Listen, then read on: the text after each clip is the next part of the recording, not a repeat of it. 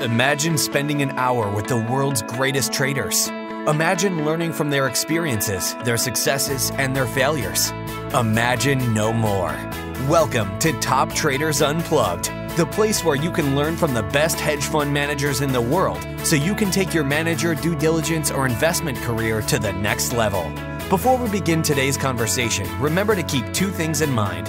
All the discussion we'll have about investment performance is about the past, and past performance does not guarantee or even infer anything about future performance. Also understand that there's a significant risk of financial loss with all investment strategies, and you need to request and understand the specific risks from the investment manager about their product before you make investment decisions. Here's your host, veteran hedge fund manager Niels Kaastrup Larsen.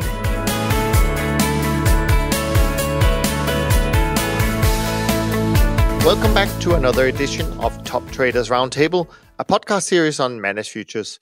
My name is Niels Kaastrup Larsen, and I'm delighted to welcome you to today's conversation with industry leaders and pioneers in managed futures, brought to you by CME Group. Your guest host today is Chris Solarz, Managing Director of Global Macro Hedge Fund Strategies at Cliffwater, and he's joined by some very interesting guests to discuss the current state of the crypto space. So without further ado, here is Chris.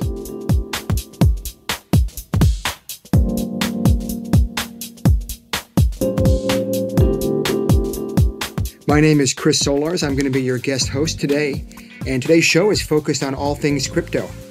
Now, to paraphrase Mark Twain, the rumors of the death of cryptocurrencies have been greatly exaggerated. Today, I have a panel of three great crypto enthusiasts here to share their expertise.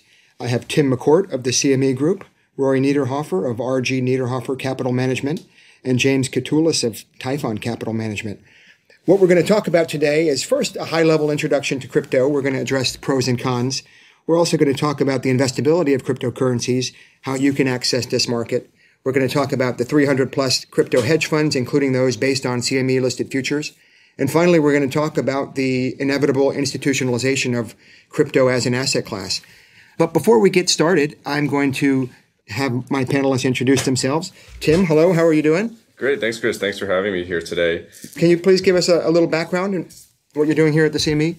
Sure. So Tim McCourt, Global Head of Equity Index and Alternative Investment Products at CME Group, where my team is responsible for managing the business line associated with global equity index benchmarks, such as the S&P 500, NASDAQ, Dow Jones, and Russell 2000, as well as alternative investments, which here at CME that includes commodity indices, and recently, as of December 2017, Bitcoin futures. Great. Well, thank you, Tim.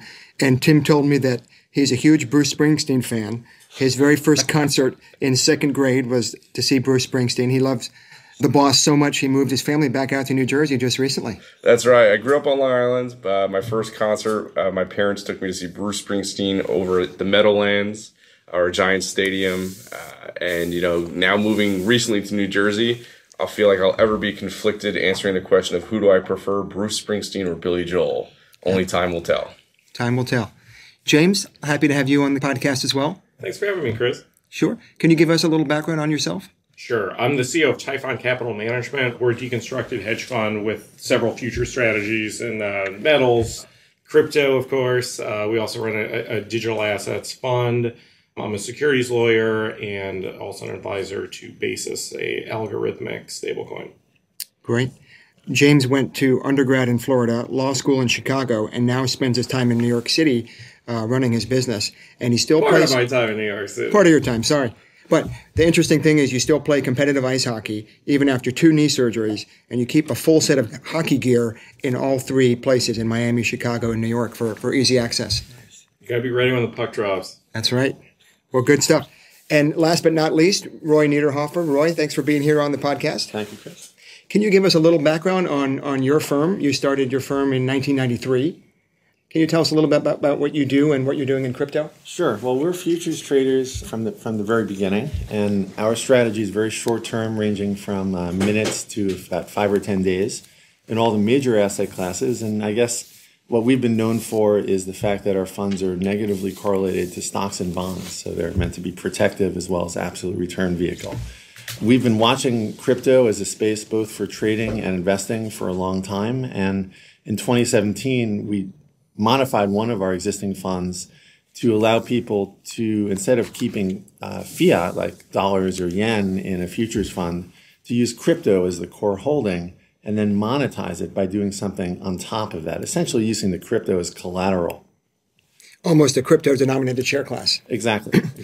Maybe if 10 years ago we saw a few gold-denominated share classes, and now I think this is the very first crypto-denominated share class I've seen. We're actually still dollar-denominated, but the thought was that the fund would hold a core of crypto rather than a core of dollars. Yeah, synthetically.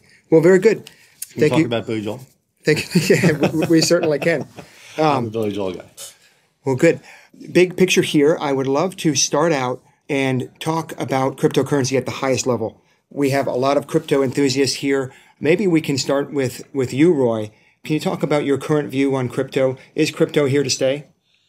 I'm extremely bullish on cryptocurrency. I would say I'm agnostic, more so on blockchain than crypto. I think crypto is the killer app for blockchain.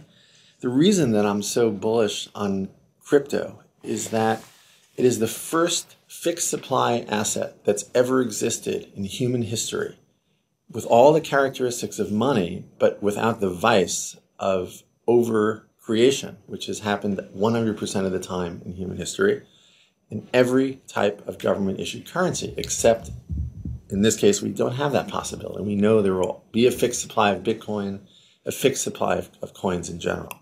Now, what makes it different is that for the first time, you can use that crypto and monetize it and do something else with it while keeping your exposure. In the same way that you can invest in yen and buy Japanese stocks, invest in China, get the currency exposure, and also invest in Chinese companies or Chinese bonds, you can do the same in crypto. And you can lend your crypto, you can, in our case, trade futures with it. And our thought that this combination of fixed supply and the ability to get a non-devaluing rate of return makes it a unique and brand new investment vehicle. And I think as people realize that the dollar has depreciated 99.95% the last 120 years in real terms, and start to see that you can get the same return in crypto without that possibility, it's going to be very, very attractive for institutions, and we're going to see massive appreciation from here. Thank you. Maybe we can stay at the very, very top, James, and can you help us just differentiate between the different styles of crypto?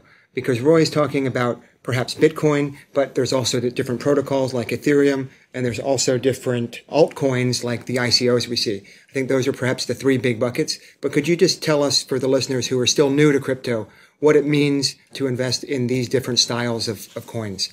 Sure. You have coins like Bitcoin that's a digital store of value.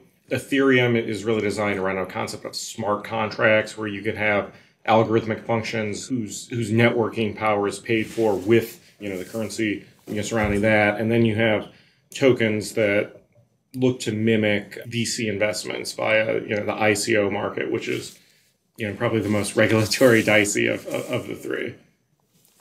Exactly.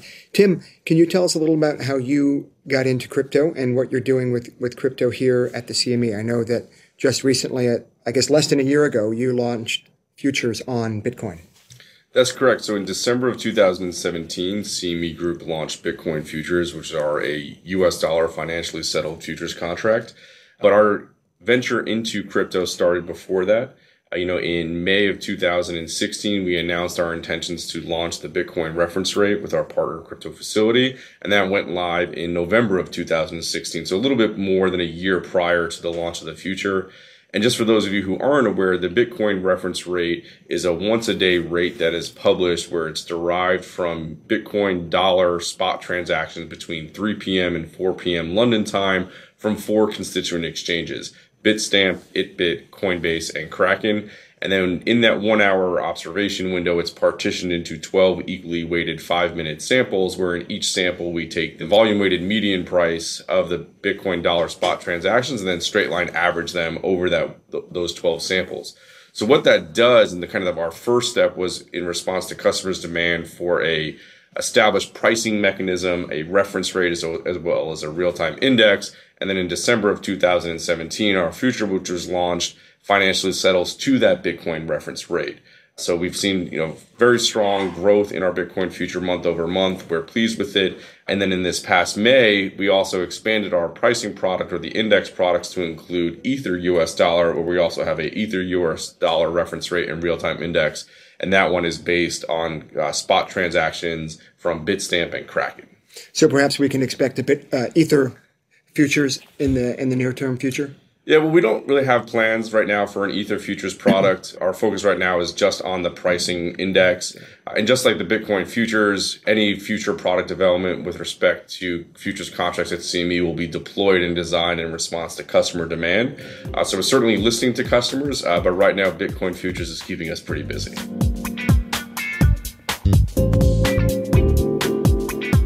And in the launch, what were the challenges constructing a futures index on something that is virtual, something that doesn't exist, something that's digital, as opposed to a lot of the commodities, which are asset-backed, a lot of the equity indices, which have real assets backing them?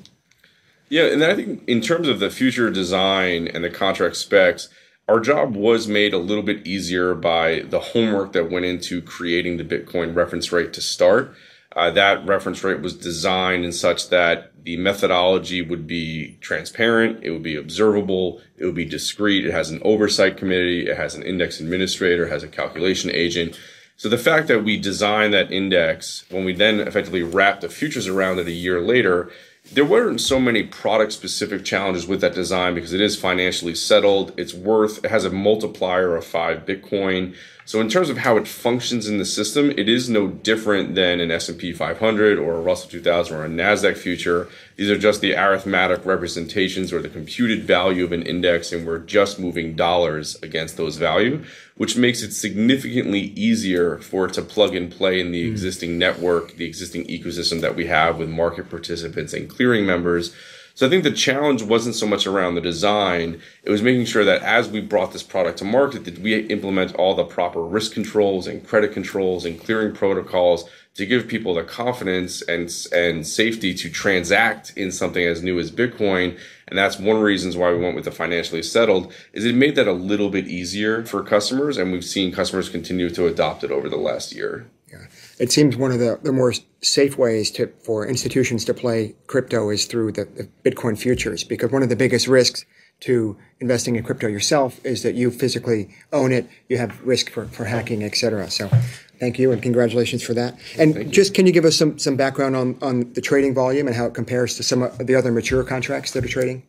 Sure. So what's interesting to watch is we're doing about 3,500 contracts per day as of October, as of yesterday through October month end. And that's grown steadily. When we looked at the first month, we were doing a little over 1,000 contracts. So it's increased month over month. The most volume we had was back in April, where we did, I think, about 11,300 Bitcoin in one day. Bitcoin futures in one day. And then in July and August, we were doing between 5,000 and 6,000 Bitcoin futures per day.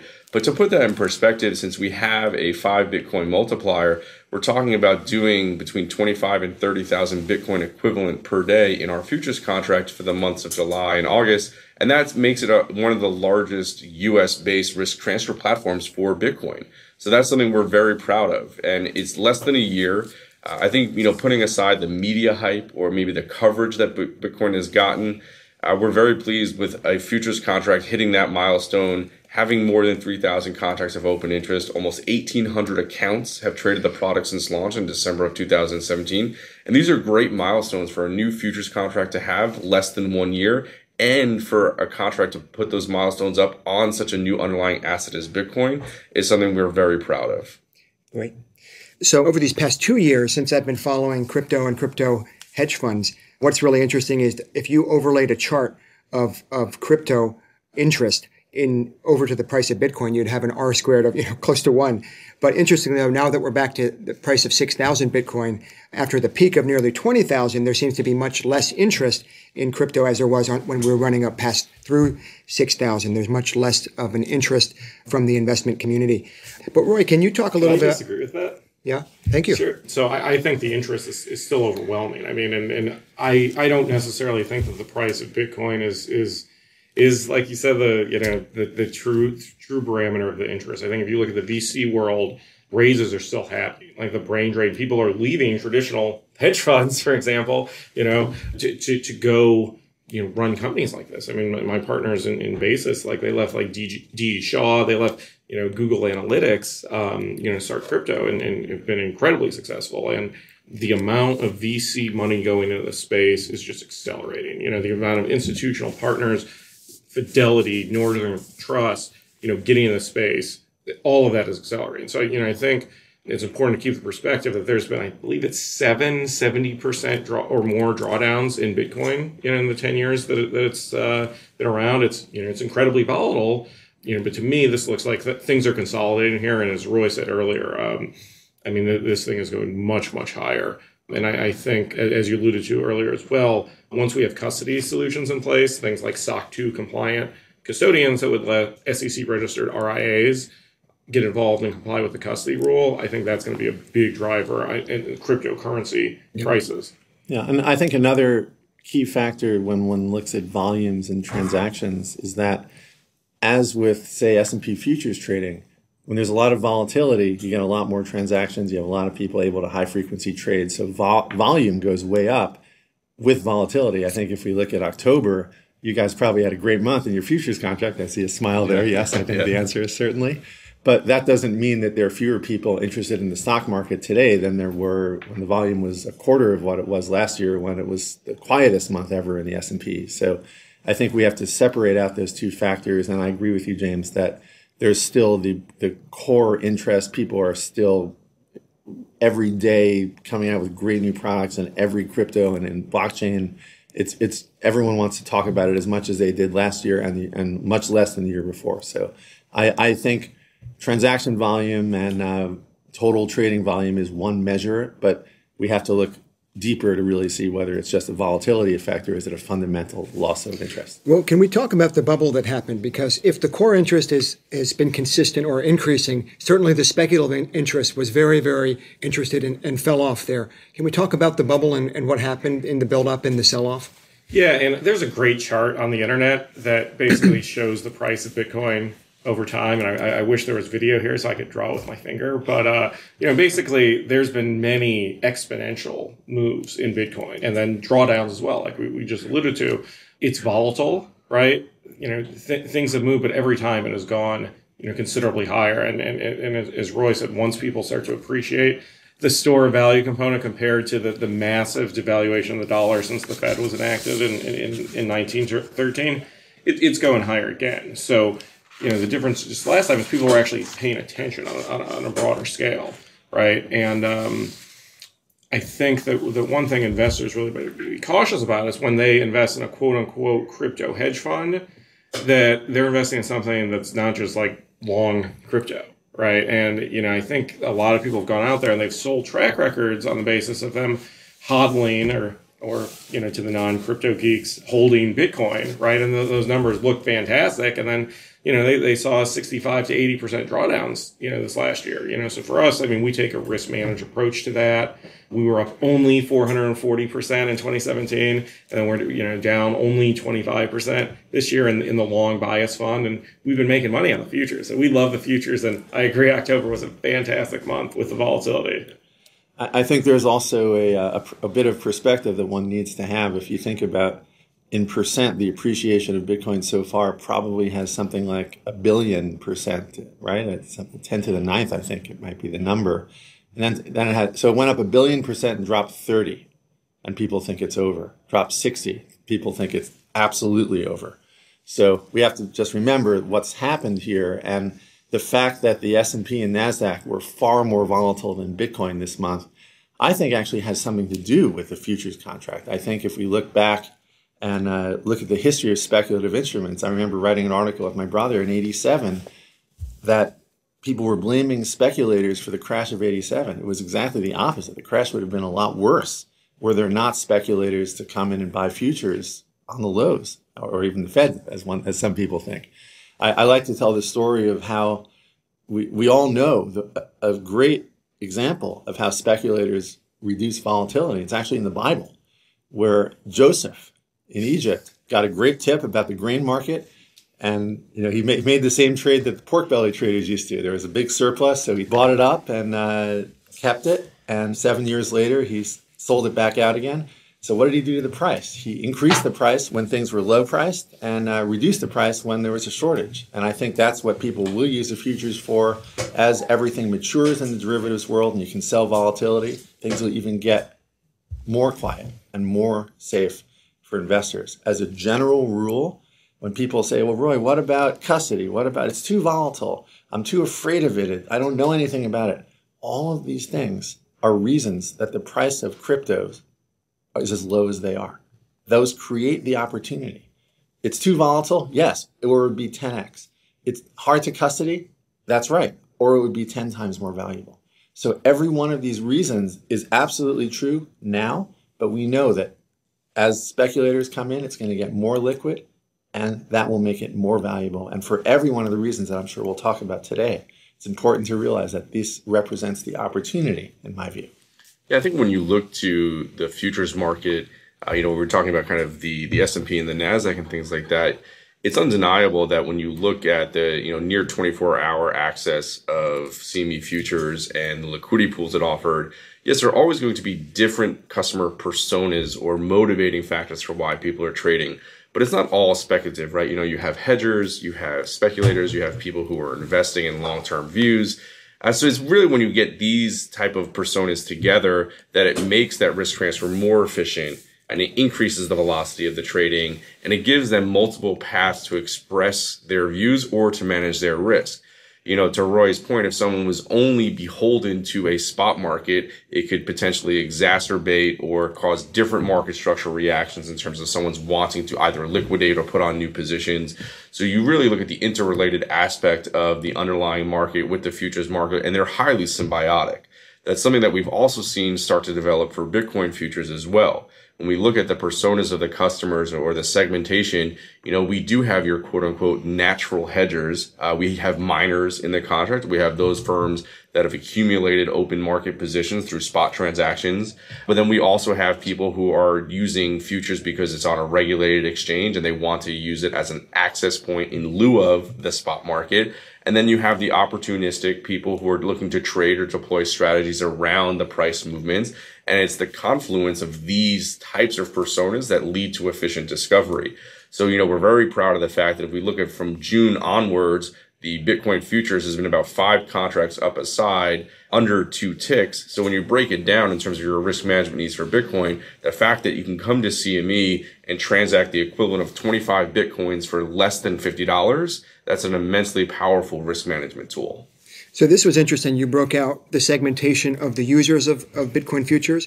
The first one seemed the most obvious to me. The miners are mining Bitcoin. They want to sell it to lock in their profit. So they probably would be a natural sell. You've got the people who want it as an access product who don't want to take the risk of any counterparty risk or hacking risk. They would probably be natural longs, or maybe short, depending on their view. And then you have a lot of the prop trading firms that are opportunistically trading it, both long and short, depending on the price moves, right? That's correct. Yeah, I think that's a fair assessment. Sometimes it's always hard to quantify or pinpoint the exact motivation. But I would say in general, that thesis would hold true. I think the one thing that we're also seeing, which is interesting, is when you look at some of these proprietary trading firms, they're also very active in the underlying digital market or the spot market. So we're also seeing some of them not necessarily always selling or always hedging, but they're also providing liquidity, and they're looking to kind of move between both sides of the market as they trade around inventory. You also see some of the advent of things like loaning Bitcoin or trying to facilitate short selling, things like that. So I think it's not always necessarily long or short. I think people will change their position or change the role they're playing in the market, even if they have a more natural de facto starting position. It is something that I would characterize as fluent, depending on what's going on in the market, even for some of the people who might be, as you refer to as natural sellers. They're not necessarily always sellers in the market or always buyers, etc. I think there's one more group of people that we need to think about. And just as a lot of ETFs and institutions use S&P futures as an access point to just buy and hold, we're going to see this futures contract as an entree to the space for institutions that, if they do want to hedge their exposure to overprinting of the US dollar, which I think is a possibility we all have to think about as we try to meet the $200 trillion of unfunded liabilities for Social Security, Medicare, and Medicaid, institutions may think, well, I can get 3 or 5% in my Bitcoin holdings with no risk of that. How am I going to get access to that? Maybe I should put a couple of percent. And we're seeing Harvard, Yale, Stanford, UNC, all investing now in blockchain, in crypto. So this is just the beginning, and I think the futures contract, as with the S&P futures and all other futures as well, represents for speculators and for long-term holders a great way to get in the market. Yeah, for sure. I think if we look back to last Friday on the October expiration of the Bitcoin future, I believe, I forget the exact number, was about 20% of the open interest was also brought into expiration. So, the people have been rolling the contracts prior to that to month. They typically have been doing it in an outright fashion, trading the front month versus the second month, not necessarily using the Globus listed spread for all their roll activity. But people have been rolling it. You are kind of seeing this long-term view. But I also think as people are getting more comfortable holding the contract into expiration and having that go into that Bitcoin reference rate or the BRR final fixing for the settlement at maturity, I think you're going to see people get more comfortable holding it as well. And that was something that we saw in October with a lot of people, or more people than usual, bringing the contract to expiration. Well, this is the perfect segue into trading strategies here because, in 15 years of evaluating hedge fund trading strategies, I found it very interesting. Probably about a year and a half ago, I started to see Bitcoin arbitrage funds come out or cryptocurrency arbitrage funds come out. And just to put it in perspective, for years, I've been talking about fixed income arb and vol arb and statistical arbitrage. And truly, when I understood what these funds were doing with cryptocurrency arb, it was the first time I really thought this is a pure arbitrage. There's no investment risk. In fact, all of the other arbitrages should be called relative value because they've almost reinvented the strategy. There's probably 200 exchanges around the world, cryptocurrency exchanges. Many of these are really small sell-side brokerage firms, though. They have a lot of credit risk. But what's happening, people are actually buying low and selling high, simultaneously making markets between these exchanges. They've been doing it for many, many years. And I find this very interesting. When Roy talks about the buy and hold story, when he talks about that, that's really the beta of the market. And if we talk about 5 to 10 years, probably cryptocurrencies, Bitcoin will all be much more valuable. But that's a really simple story. That's the buy and hold. Today, we have alpha. And alpha is ephemeral because as there more market participants come in, the spreads you can make on these trades are quite small. James, can you tell us a little about this, about the alpha you're seeing today with respect to crypto derivatives? Sure. So there's definitely alpha in the crypto arb trade. It's one that we are not comfortable doing customer money in because, like Roy says, right, when there's a reason arbs exist, right? There's a reason Bitcoin's lower now, right? Custody, for example. Doing the cross exchange arb, you can't really effectively short on the US platforms, which means you've got to go to the Asian platforms. I won't say exchanges because they're not regulated exchanges like CME. But, the Asian platforms, right, you've got a lot of counterparty risk there. I mean, like, look at all the concerns with Tether. I mean, you can't really trust those. And I don't feel comfortable, putting customer money there. From a proprietary trading strategy, though, I mean, there's absolutely are opportunities. So what we've done is, on the futures, and we were live within about 30 minutes of the futures contracts going live, is use algorithms that were very effective in other volatile commodities, things like oil and gold, to trade cryptos and trade crypto futures. And we've been running about a 2-sharp ratio there on the futures, which has been fantastic. And then on the long, bias fund, we allocate to the future strategy. We hedge with futures, but we do take long positions with digital assets, and we do that on U.S. only exchanges. And what do you mean by a future strategy? Can you explain that in a little more detail? Yeah, so structurally, we offer a registered CTA managed account strategy that uses crypto futures. So it's fully quantitative. So I can't get into the methodology too much, but there's momentum components, there's mean reversion components. It's short-term in nature. Yeah. One interesting thing I've seen is crypto CTAs, trend followers that have emerged. There's just a few of them, and they're the classic story of a CTA or a trend follower is to be diversified across perhaps 100 different futures contracts. And you're trading equities, you're trading currencies, you're trading bonds, you're trading a little bit of everything. And through that diversification, you're able to capture the momentum premia, and it has worked over time. What's interesting, though, whereas everyone has probably added crypto as the 101st, or the Bitcoin futures as the 101st contract, a few have now come out and just selling that one contract. And amazingly, year to date, because it's only been live for less than a year to date, they're outperforming these diversified funds. It's a small time frame, but perhaps it speaks to the fact that the participants and the underlying fear and greed of the Bitcoin futures is not institutional in nature and hasn't been overcrowded the way that a lot of the CTAs are historically competing with other CTAs, and it's very, very crowded. I would definitely agree with that. We find when we apply our short-term strategies that have been trained on all the other markets to crypto, we do find a lot of alpha there. Of course, you also have much higher trading costs. On the trend following side, it's very, very challenging, and it's particularly challenging on the machine learning side because you're dealing with markets that have had 1 billion% appreciation, which you've chosen retrospectively to trade because they've had that appreciation. So I like to give this example of a trend follower says, you know what, we're going to try our future strategy in equities. So they say, okay, well, we're going to test our strategy in the 100 largest equities. And wow, lo and behold, this thing works great. And you start trading equities and the thing just fails. Well, what did you do wrong? Well, you retrospectively chose the 100 largest stocks, which didn't all begin as the 100 largest stocks. So you have a huge upward trend bias. And of course, buy and hold works and trend following on the long side works. But even trend following bidirectionally will have that huge bias. Now, if you take Bitcoin, your machine learning strategy, whatever trend following strategy you use, is going to work. You will never be able to sell the high in Bitcoin on a retrospective basis using the data. So you have to be very, very careful. And I think the shorter term areas, as I think you've probably determined as well, have a little bit less of that potential for bias.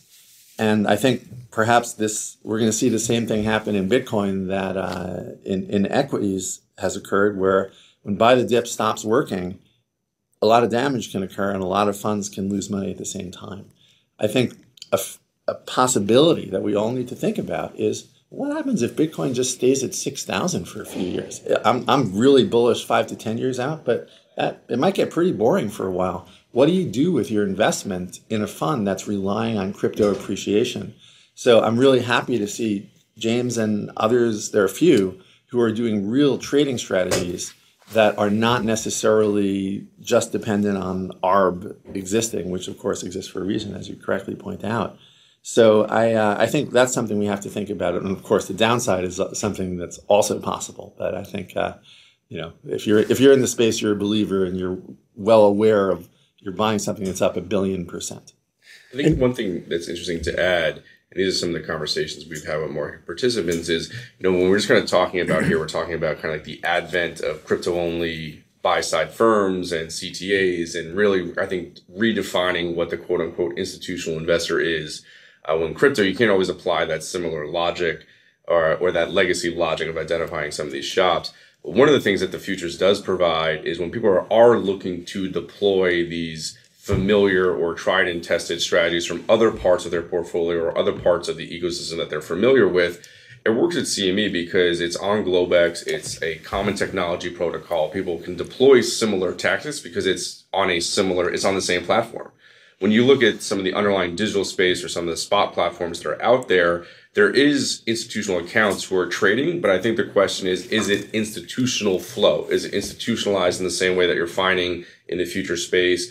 It's still a little bit elementary in the way orders are sent. And, I think we're waiting for maybe the advent of more complex orders or more complex algos being deployed in some of the spot markets or the digital platforms. But on the future side, I think that is one of the attractive things, is that people can deploy those strategies that worked in other words that have been tried and tested, and now they're just applying it to another future at CME, as opposed to going through the machinations of trying to connect for the first time in some of these platforms or work through the trials and tribulations as the digital spot transaction platforms and ecosystem is coming online to more complex order types.